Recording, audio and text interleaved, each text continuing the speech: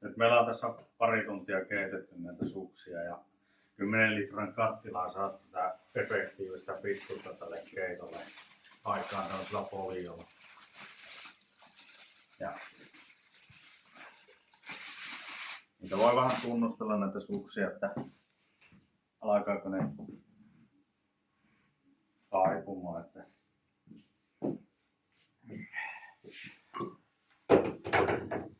tässä mulla on merkkinä laitettu tuohon, että tuohon levyn laita. Ja sen kyllä tuntee, jos se alkaa antaa periksi. Eli tämä on ihan hyvä nyt ja voidaan ruveta painamaan.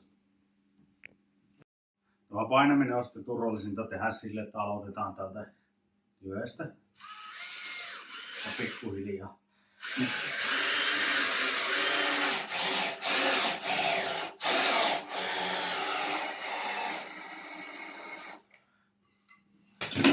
Se vaara, että tulee repeämään, niin on kaikesta pieni. Tehdään näin.